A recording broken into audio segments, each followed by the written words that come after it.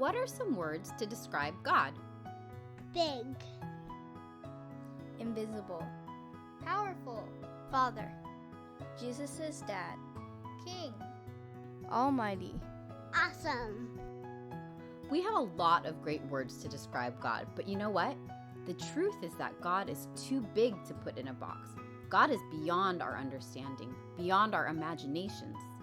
A lot of people today and throughout history use words like He and Father to describe God. But is God a man? Sure, but the Bible tells us that we are created in God's image. So since I'm a woman, God is also a woman, and a girl, a teenager, a toddler, and your elderly next door neighbor. God is all of these things at once. Maybe you're scratching your head right now.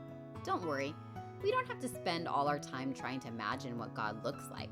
How God is a woman and a man and a baby and an adult at the same time. For one thing, like I said before, God is too big to stuff into a box. It's kind of a waste of our time to try to pack God up, carefully taping the edges closed, slapping a he or she label on the outside of the box. For another thing, the Bible gives us lots of ways to think about God. Some of them you're familiar with and already mentioned. And here are some other ways that God is described that you might not be as familiar with.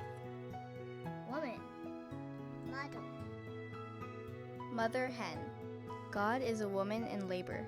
Comforting mother, hovering mother eagle. God is a woman who gave birth. fierce mama bear, mother caring for a baby. If God is all these things, look around your world. Where do you see God? mothers, And grandmas and aunts? People who care for us, like teachers.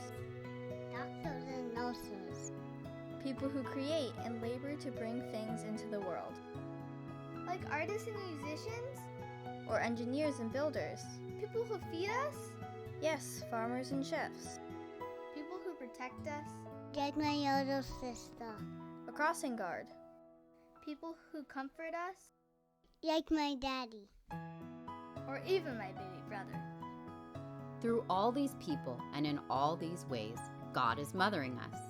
God uses mothers to birth and care for us, but God also uses people who haven't given birth or who never have any children at all.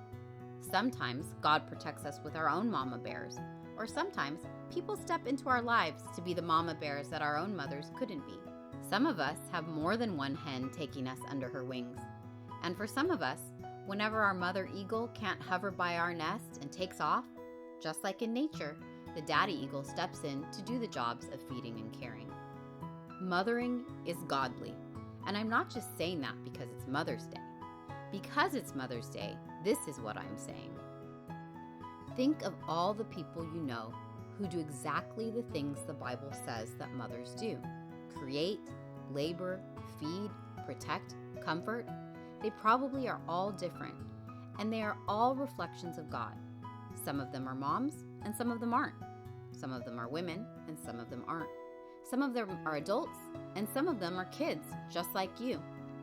On Mother's Day, we give thanks for all of the special people in our lives who were created in God's image and whose lives are a holy and God-inspired example of what it means to be a mother.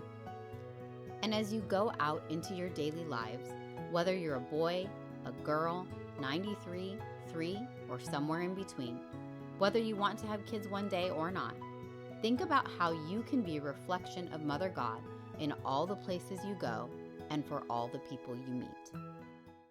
All right, say bye. Bye. Bye. Can't see you, sis.